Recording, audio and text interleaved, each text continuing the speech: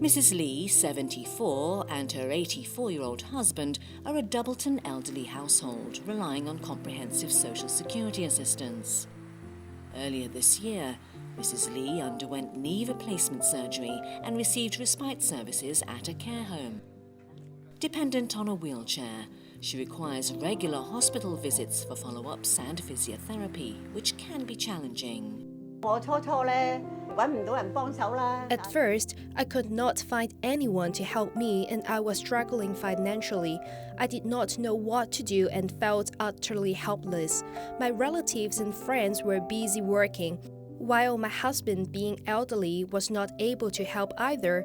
For the care home to escort me, it would cost $600 per day for just 5 hours, plus $100 for each additional hour. I was at a complete loss as to what to do. Mrs. Lee's physiotherapy is essential to prevent her from losing her mobility.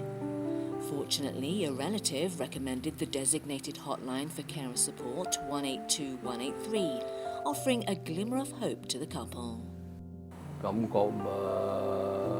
I felt anxious and did not know where to turn.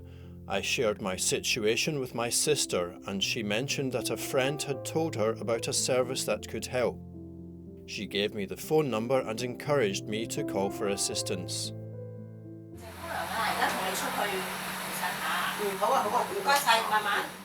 A social worker from the hotline quickly arranged an outreach visit, assessed their situation, then approved subsidies to cover the cost of respite care and associated expenses. They also organised for Mrs. Lee to be escorted to appointments as well as financial support.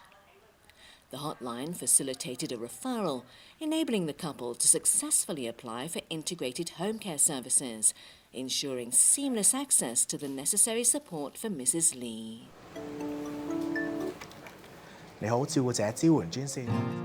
In 2023, the Social Welfare Department introduced the Carer Hotline, a round-the-clock service staffed by social workers to provide carers with consultation, counselling, assistance in matching respite services and more.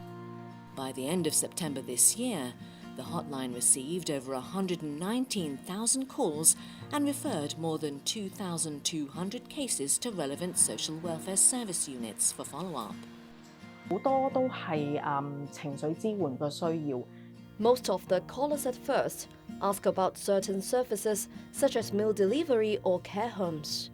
We do not just provide information, we dig deeper to understand why they need these services. Many worry about being a burden to others, feel embarrassed about their family's circumstances, or believe they should be able to manage on their own.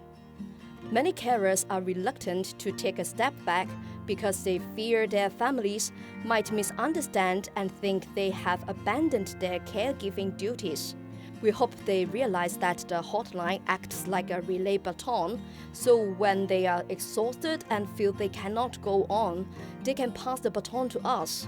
We will walk alongside them, giving them space to rest and recharge, so they can return to their caregiving responsibilities with renewed energy. Asking for help is not a sign of weakness. It is a positive and courageous step. The Social Welfare Department promotes respite services through Carer Hotline and the district care teams, encouraging carers to call the Carer Hotline for matching of respite services, which is simple and convenient. The Carer Hotline also provides transportation subsidies for carers in need, making it easier for the elderly and persons with disabilities to utilize respite services. To encourage carers to have early understanding on respite services and build confidence in the service units, the Social Welfare Department actively promotes local service units to organize visits and experiential programs on respite services, allowing care recipients to adapt to the environment of respite services in advance. Many service users who participate in these programs have expressed that respite services truly provide carers with a break, and they now understand that these services are not only for emergencies. The Social Welfare Department has also launched the first phase of the Carer Support Data Platform, which initially connects its data and that of the Hospital Authority and the Housing Authority. In July, 2 pilot programs were initiated with both bodies.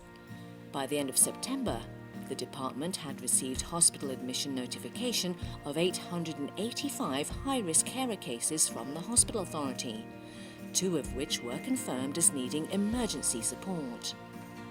Meanwhile, the district services and community care teams have visited over 10,000 high-risk elderly and carer households and have referred more than 640 cases to social welfare service units.